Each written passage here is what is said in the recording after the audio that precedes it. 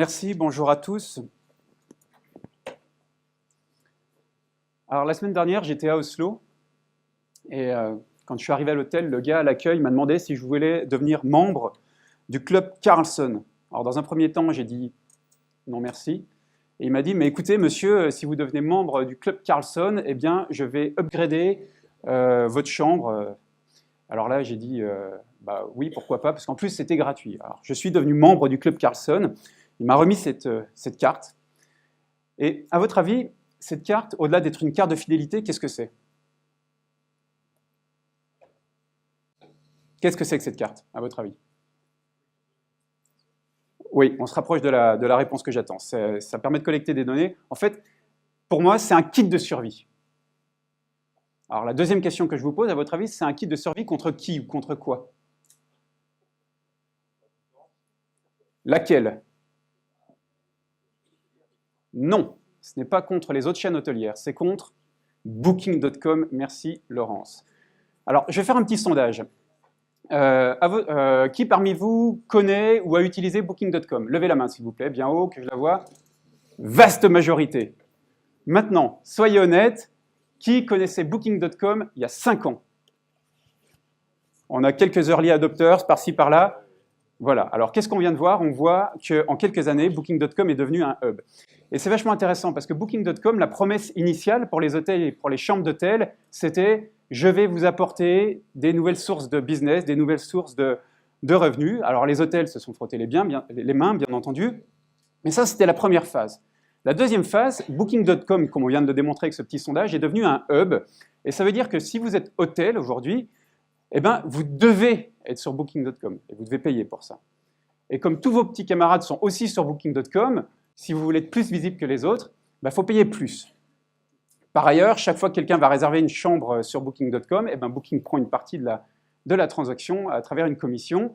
Et puis par ailleurs, Booking.com collecte des tonnes et des tonnes de données sur toutes les réservations. Et donc aujourd'hui, qui est le mieux placé pour pouvoir prédire à quel tarif mettre les chambres d'hôtel tel jour à tel endroit?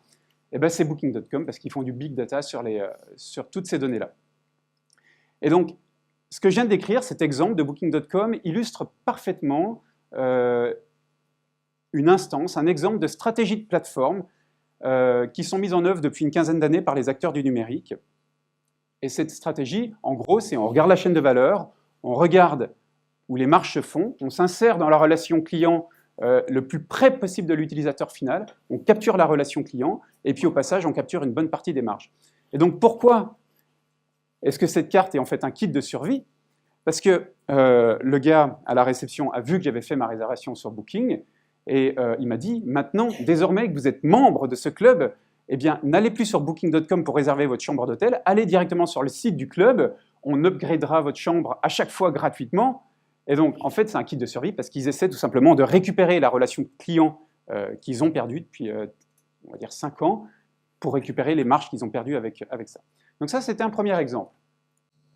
Deuxième exemple, on est du côté d'Apple maintenant. Alors, vous avez, j'imagine, un certain nombre d'entre vous, un iPhone dans la poche, et vous savez qu'il y a une grande partie de la valeur de l'iPhone qui se trouve, non pas dans le device lui-même, mais dans les applications. Les applications qui permettent de répondre à tout et à n'importe quoi, souvent à n'importe quoi d'ailleurs. Et Apple aurait très bien pu se dire, il y a 10 ans, quand ils ont lancé l'iPhone, eh bien nous, Apple, on va développer des applications, nous-mêmes, avec nos ingénieurs, des applications pour répondre à tout et n'importe quoi. Et ce n'est pas ce qu'ils ont fait. Ce qu'ils ont fait à la place, eh bien, ça a été la mise en place de l'App Store. L'App Store, c'est une plateforme, c'est un autre type de plateforme, c'est des plateformes que j'appelle d'infrastructure, et Apple a mis en place un environnement de développement qui permet à des tiers, à des personnes qui ne travaillent pas pour Apple, enfin qui ne sont pas salariés d'Apple, mais qui de facto travaillent pour Apple d'une certaine manière. Aujourd'hui, c'est plus de 200 000 développeurs qui travaillent pour Apple sans être salariés d'Apple. Et ça permet à cette full externe, cet écosystème externe, de développer des applications pour absolument tout et n'importe quoi. C'était le deuxième exemple. Troisième exemple, maintenant on va passer du côté du monde industriel. Jusqu'à maintenant, j'étais sur des exemples en B2C, et je vous ai mis ici je vais vous la lire parce qu'on n'arrive pas à la lire, c'est tout en bas. La mission d'une entreprise qui est, alors je vais la traduire en français, accélérer la transition vers un monde énergétiquement meilleur. Est-ce que vous savez de quelle entreprise est-ce qu'il s'agit? Saint-Gobain. C'est pas Saint-Gobain. C'est pas Lafarge non plus. Il faut aller un petit peu plus loin. C'est pas EDF. C'est pas Bouygues. Non, alors je vous le dis, c'est Tesla. La mission de Tesla n'est pas de vendre des bagnoles, mais la mission de Tesla est d'accélérer la transition vers un monde énergétiquement meilleur. C'est pas un peu bizarre, ça? Et en fait, ça, c'est un point commun qu'on retrouve dans toutes ces entreprises du Nouveau Monde, que j'appelle organisation ouverte, j'y reviendrai tout à l'heure. Elles ont toutes des missions extrêmement inspirantes, aspirationnelles, qui parlent aux tripes. Et je vous expliquerai pourquoi tout à l'heure. Deuxième point important à propos de Tesla, et on va regarder surtout le troisième des points qui est là-haut. Ils mettent en œuvre également une stratégie de plateforme. Ils ont mis en place ce qu'on appelle une API, plateforme d'infrastructure si vous voulez, qui permet à des développeurs externes de développer des applications pour la Tesla. Donc c'est intéressant de voir que des stratégies qui sont historiquement issues du monde du numérique passent petit à petit dans le monde industriel. Quatrième et dernier exemple où on reste dans le monde industriel, cette fois-ci on est chez General Electric. General Electric, c'est une entreprise que j'aime beaucoup, qui a réussi par le passé à de nombreuses reprises à se transformer et à s'adapter au monde dans lequel il se trouve. Et ce qu'ils sont en train de faire par rapport au digital industriel est extrêmement intéressant. Alors, General Electric, comme vous le savez, produit des équipements industriels, des turbines, tout un tas de trucs. Ces équipements industriels sont bardés de capteurs, ça génère des tonnes et des tonnes de données, et en s'appuyant sur ces données, en faisant du big data, eh ben, l'entreprise peut proposer des services à valeur ajoutée à leurs clients. De la maintenance prédictive, de l'excellence opérationnelle, etc., etc. Et General Electric, à l'instar d'Apple dont je parlais tout à l'heure, aurait très bien pu se dire « Nous allons développer des applications industrielles pour nos clients nous-mêmes ». Ce n'est pas ce qu'ils ont fait. À l'instar d'Apple, ils ont mis en place un environnement de développement qui s'appelle Predix. Et Predix est en fait le premier App Store à vocation industrielle. Donc, encore une fois, j'insiste là-dessus, c'est extrêmement intéressant parce que les stratégies de plateforme qui ont été mises en œuvre par les acteurs du numérique depuis une quinzaine d'années dans des domaines B2C sont en train d'arriver dans le monde industriel. Et ça, en termes d'impact, ça risque d'être un ordre de grandeur par rapport à toutes les disruptions qu'on a vues jusqu'à maintenant depuis une quinzaine d'années. Voilà, donc 4 exemples, 2 en B2C, 2 en B2B industriel, et qui ont illustré un certain nombre de caractéristiques que l'on peut observer dans des nouvelles formes d'entreprise. Alors, j'en arrive à la partie un petit peu analyse que je voulais partager avec vous, parce que je pense qu'aujourd'hui, il y a de manière très simplifiée, il y a 4 types d'entreprises qui coexistent. Il y a les entreprises que j'ai qualifiées ici de traditionnelles, entreprises qui sont issues en fait de la première révolution industrielle, qui ont un certain nombre de caractéristiques, qui ont été, on va dire, la forme et la façon de faire de ces entreprises a été designée pour répondre à un certain nombre de besoins dans un contexte donné. Deuxième catégorie d'entreprises, ce sont les entreprises qui ont commencé à apparaître il y a une quinzaine d'années, les acteurs du numérique, les gros du numérique, donc les Google, les Facebook, etc., etc. Vous les connaissez tous aussi bien que moi. Plus récemment, ce que j'appelle ici digital-like, c'est les entreprises industrielles qui sont apparues depuis, on va dire, entre 5 et 10 ans, qui ont de nombreuses caractéristiques qu'elles partagent avec les acteurs du numérique. Vous prenez un Tesla, un SpaceX, un Blue Origin, la DARPA, etc., sont toutes des organisations qui partagent des caractéristiques, et je vais revenir sur ces caractéristiques après, avec les entreprises du numérique. Et puis enfin, ce que j'ai appelé ici les mutants, les entreprises qui se transforment, avec comme exemple General Electric, ce sont ces entreprises issues de l'ancien monde qui, au cours de leur transformation numérique, commencent à adopter ces caractéristiques qu'on retrouve dans les entreprises du Nouveau Monde. Alors, justement, quelles sont ces entreprises du Nouveau Monde?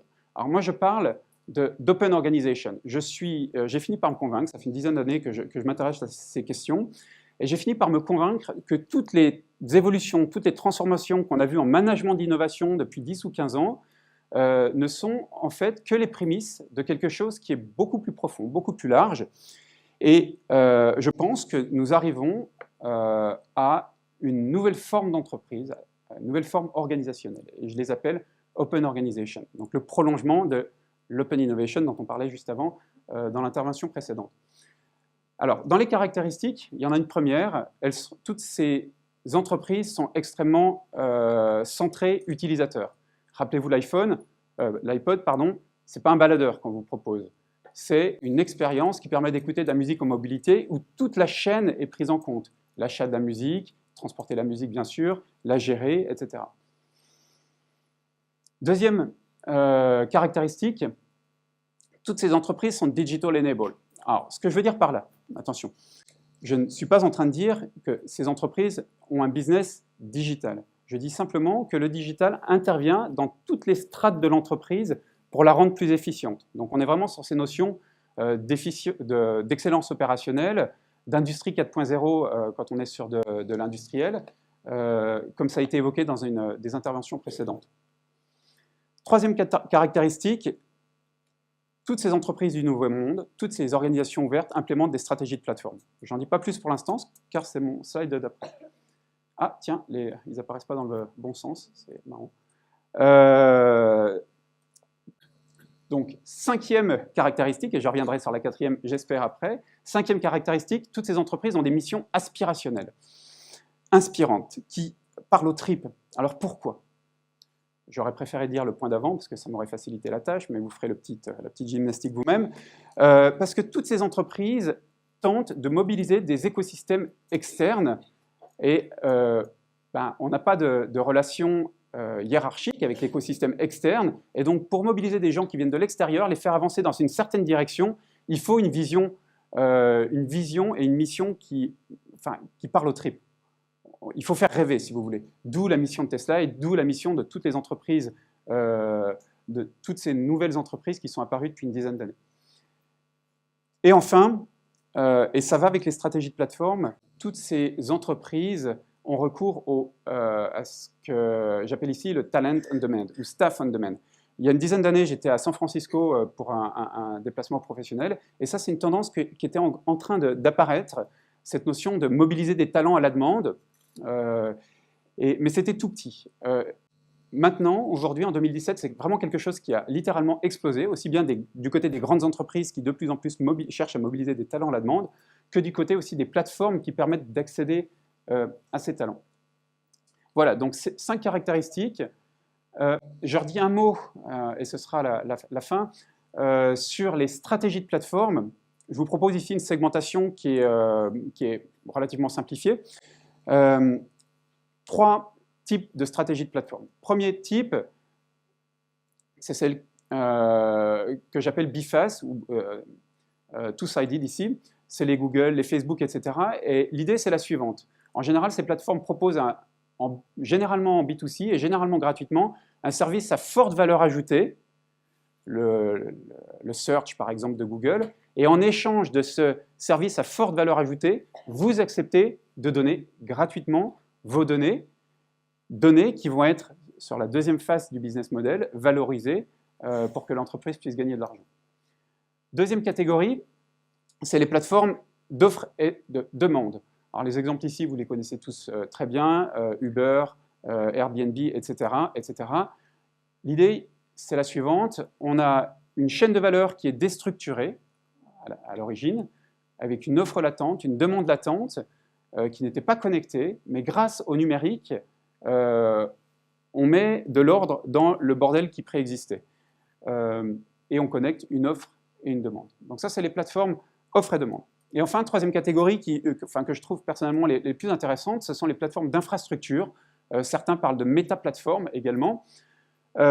Donc là, ce sont des plateformes qui permettent de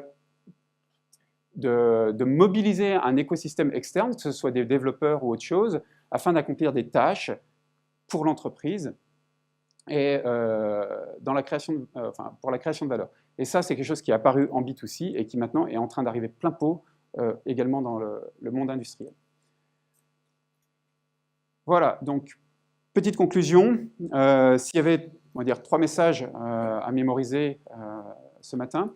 Première chose, moi je vois le numérique comme un pharmacone. Alors, pharmacone, pour ceux qui ont encore quelques souvenirs de philo en terminale, le pharmacone, c'est quelque chose qui est à la fois un poison et un remède.